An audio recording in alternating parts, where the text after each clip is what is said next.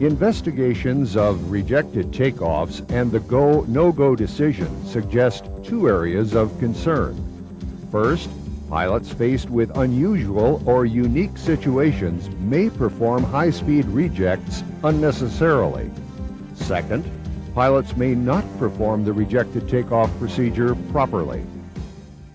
The airlines, manufacturers, regulatory agencies, and other industry groups have been working together to improve takeoff safety. We have been conducting a special examination of rejected takeoffs and go-no-go decision-making. Some of you may have been involved in our takeoff performance study. All of you need to know the facts. In its own special investigation report, the National Transportation Safety Board concluded that runway overruns following high-speed rejected takeoffs have resulted and continue to result in airplane accidents and incidents. Boeing's analysis shows that over half the overruns resulted from rejects initiated after V1. Pilots know that V1 is fundamental to making the go-no-go decision. Under runway limit conditions, if the reject procedure is initiated at V1, the airplane can be stopped prior to reaching the end of the runway. But if you initiate the reject procedure 2 seconds after V1, you'll go off the end of the runway at 50 to 70 knots. Where do the takeoff speeds that you use in the flight deck come from? First, let's look at the FAA regulations on certification testing. Then we'll look at the part the test pilot and performance engineer play. Finally, we'll look at the way this information is presented to line pilots. From a go-no-go standpoint, during FAA certification testing, we measure takeoff performance over a wide range of thrust-to-weight ratios and environmental conditions. The performance is based on failing an engine at a certain speed and testing for continuing the takeoff and for stopping on the runway. When the continued takeoff test is performed, the test pilot needs to maintain directional control of the airplane after the engine has failed and smoothly rotate to a target body attitude. The distance required to climb to 35 feet and the airspeed attained is then measured. The accelerate stop testing is a little more demanding.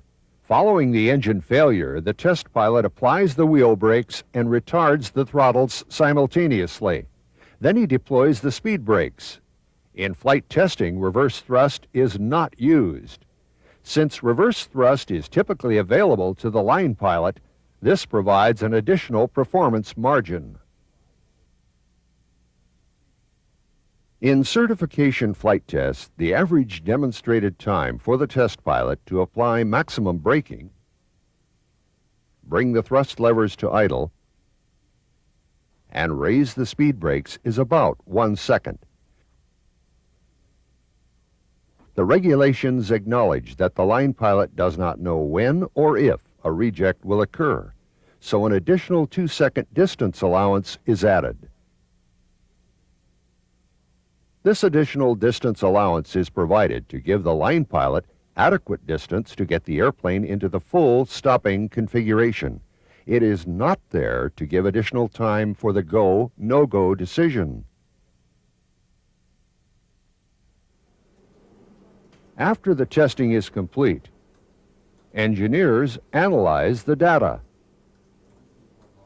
The final performance figures from the tests are submitted to the regulatory agencies for certification and included with the FAA flight manual.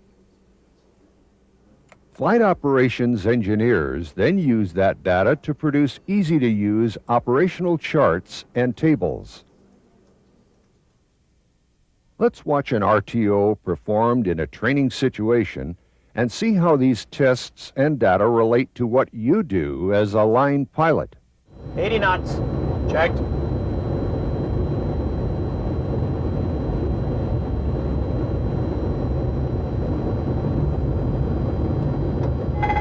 Engine fire. Recheck.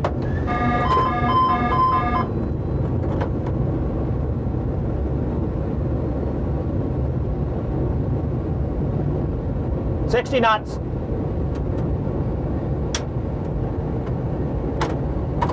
Call the tower, tell them we're still on the runway. Let's look at the reject again in detail. 80 knots. Checked. We see that in a runway limited situation, you must initiate maximum braking by V1 Engine fire. Reject. and retard the throttles to idle. Then raise the speed brakes and initiate reverse thrust.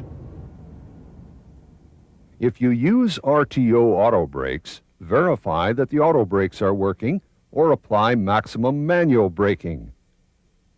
If you use manual braking, keep strong, steady pressure on the brakes until you are absolutely certain that the airplane will stop on the runway.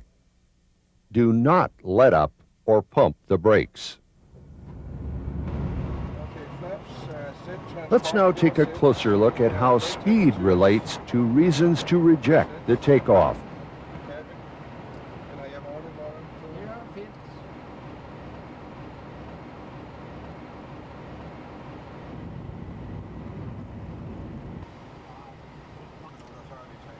In the low-speed regime, it's reasonable to reject for system failures, an unusual noise or vibration, tire failure, or abnormally slow acceleration.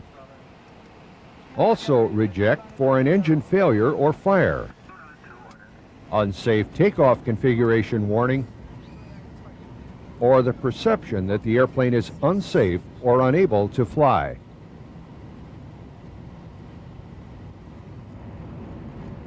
However, in the high-speed regime, it's only reasonable to reject for the most critical events.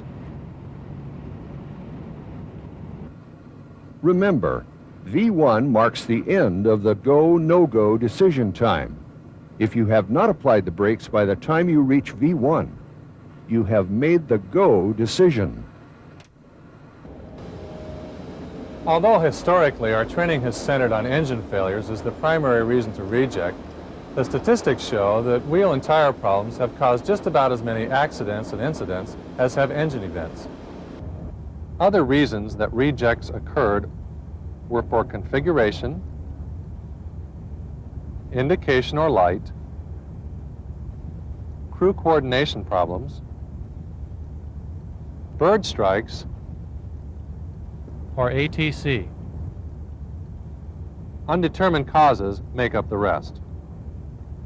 What's important to note here is that the majority of past RTO accidents were not engine failure events. Full takeoff power from all engines was available.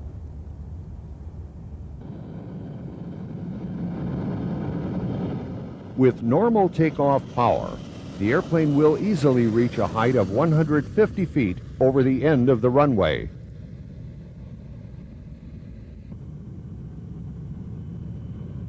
Even if an engine fails 1 second or less before V1 in a runway limited situation, the airplane will still reach a height of at least 35 feet over the end of the runway. But what if an engine fails more than 1 second before V1? For example, in a two-engine airplane, let's consider what would happen with an engine failure 2 seconds before V1. VR will occur further down the runway. In this situation, the airplane will still reach a height of 15 to 20 feet at the end of the runway. Now let's consider what would happen in a four-engine airplane with an engine failure also 2 seconds before V1.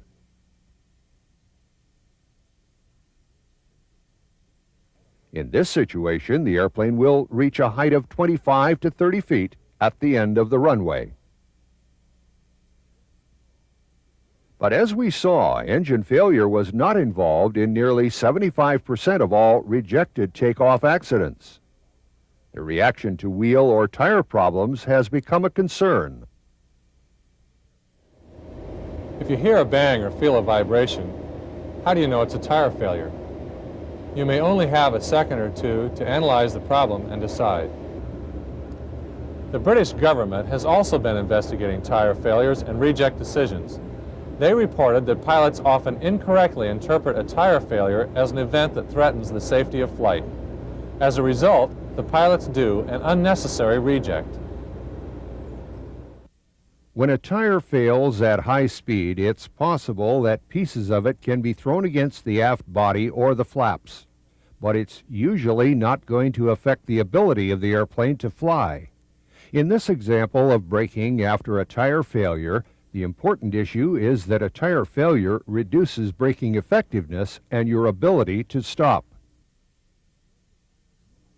Unless a tire failure in the high-speed regime has produced damage that puts the ability of the airplane to fly in serious doubt, Boeing recommends that the takeoff be continued. Though each go, no-go situation has its own complex series of events, let's take a look at a summary of one accident report and see the consequences of the decision to reject after V1. The airplane taxied out with the first officer set to do the takeoff. The first officer confirmed that in case of a rejected takeoff, the captain would make the decision to reject and the first officer would do it. 2.5 seconds after the V1 call-out at 156 knots, engine number 4 fire warning came on in the cockpit. The first officer stated that he noticed a movement of the captain's hand towards the throttles and rejected the takeoff. The captain did not make any call-out to reject. The maximum speed attained during the reject was 172 knots. The airplane couldn't be stopped on the paved surface and finally came to rest about 1,500 feet beyond the end of the runway. The aircraft sustained substantial damage. One passenger received minor injury during the process of evacuation. There was no engine fire. The accident occurred due to the improper decision of the flying pilot to reject the takeoff at a speed higher than V1. Lack of crew coordination was a contributing factor. And Mike, can we get the before start checklist down to the line, please? Okay, before start checklist. Oxygen. Set left. Set right. Passenger signs are on. The go, no-go decision is only one of the many things concerning the crew before takeoff. Making the right decision begins long before the takeoff roll. Mike, since we have an MEL item on the auto speed brakes inoperative today, I'd like to go over the rejected takeoff procedure. Okay. I'd like for you to monitor the instruments during the takeoff, and if you see anything abnormal, advise me, and I'll make the decision whether or not to reject the takeoff. Communication and teamwork are two key elements in the go, no-go process. The crew should discuss special conditions, such as noise abatement, runway surface condition, precipitation, or MEL restrictions.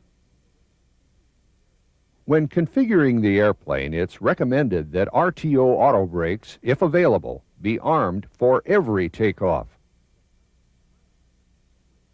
Last-minute items such as loading changes may make it necessary to change the takeoff data during taxi out and verify that the runway is adequate for the new weight.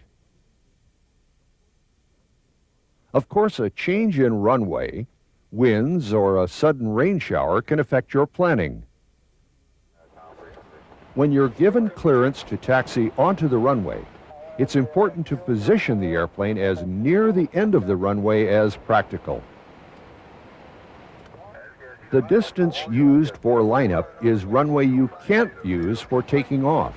Sometimes pilots can give away hundreds of feet of runway initiating the takeoff.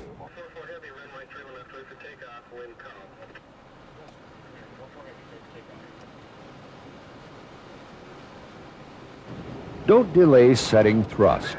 The sooner you attain full takeoff thrust, the more runway you will have left if you need it for a stop. As the plane approaches V1, it is traveling between 200 and 300 feet per second and accelerating at about 3 to 6 knots per second. Boeing recommends that the V1 callout be completed by V1 so that the pilot flying knows precisely when he is committed to go.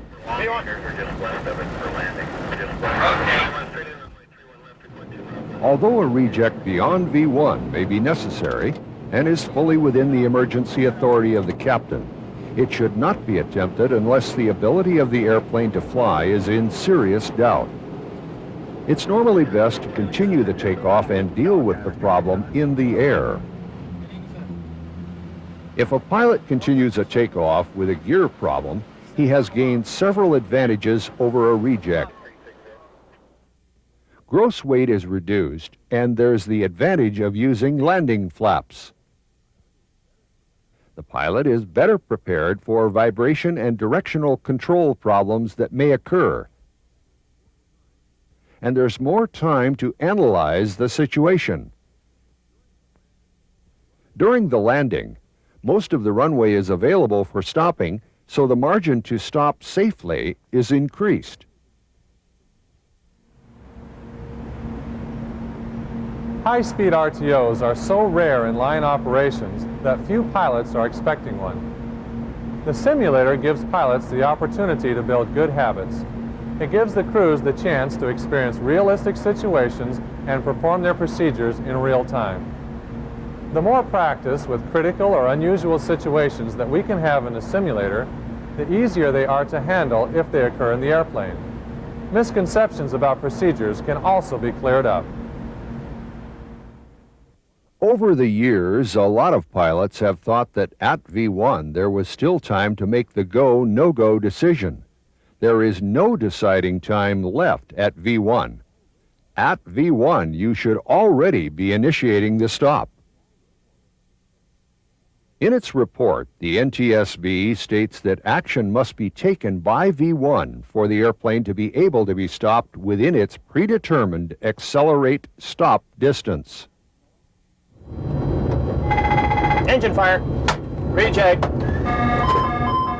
Once the decision to stop is made, every device, brakes, speed brakes, and reverse thrust must be used to the maximum until you're convinced that the airplane will stop on the remaining runway. Making the go, no-go decision starts long before V1. Early detection, good crew coordination, and quick reaction are the keys to a successful takeoff or stop.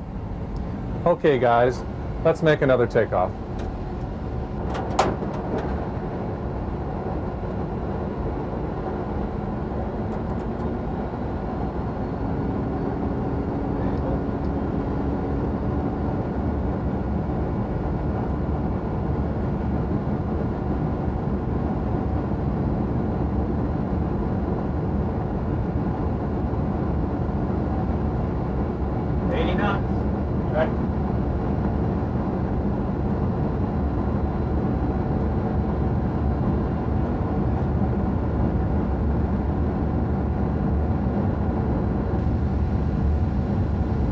V1, rotate. Austin, ready, you're up.